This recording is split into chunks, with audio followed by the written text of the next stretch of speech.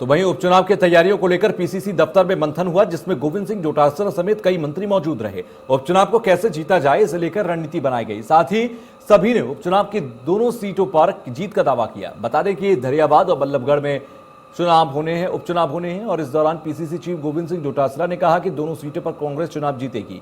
वहीं डोटासरा ने यह भी कहा कि कोरोना मैनेजमेंट का फायदा कांग्रेस को मिलेगा। सत्ता संगठन में समन्वय के साथ जो काम हुआ उसका भी कांग्रेस को लाभ होगा। साथ ही गुलाबचंद कटारिया पर तंज कसते हुए कहा कि उन्होंने भगवान राम का अपमान किया, तो वहीं महंगाई के मुद्दे पर केंद्र सरकार को भी आड़े हाथों लिया।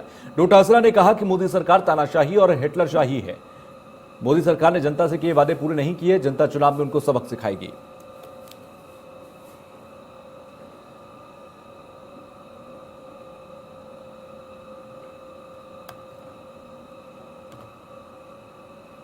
आइए अब आपको ग्राफिक्स के जरिए समझाते हैं डोटासरा ने आखिर क्या कुछ कहा है। तो डोटासरा की तरफ से जो कुछ कहा गया वो हम आपको समझाएं। मोदी सरकार ने जनता का बेड़ा गर्क किया, डोटासरा का यह बयान है।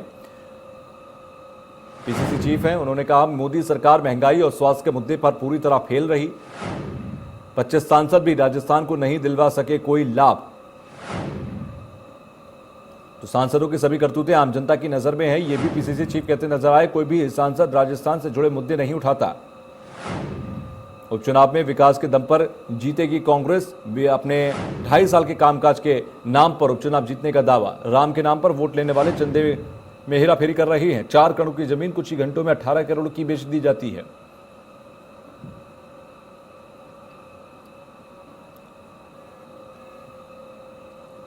तो वहीं परिवहन मंत्री प्रताप सिंह और अशोक चांदना ने भी उपचुनाव में जीत का दावा किया। मंत्री प्रताप सिंह ने कहा कि सरकार ने 2.5 साल में अच्छा काम किया, जिसका फायदा उपचुनाव में मिलेगा। वहीं चांदना ने कहा कि जो भी हाईकमान का निर्देश होगा उन्हें वो मंजूर होगा।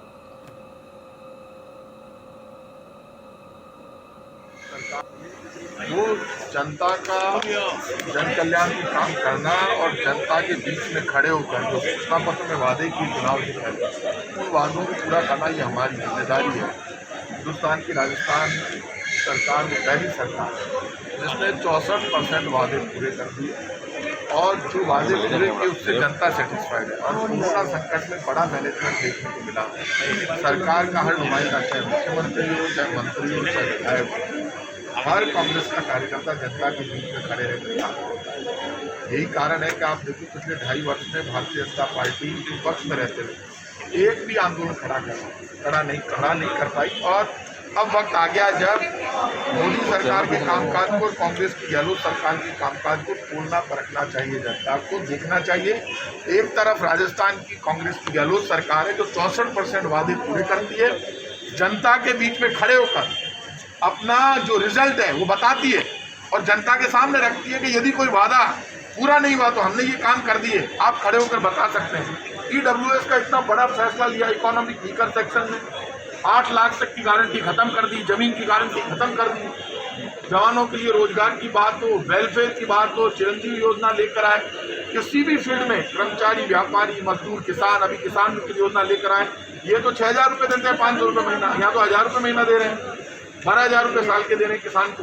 इसलिए अब वक्त आ गया जब फैसला हो जाना चाहिए।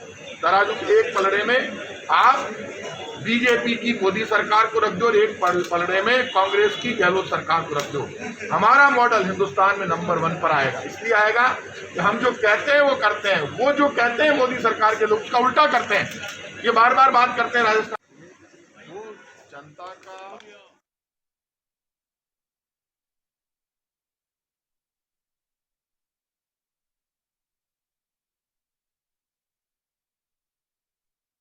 और केंद्र सरकार ने, बीजेपी ने तो सिर्फ बेड़ा गर्क किया।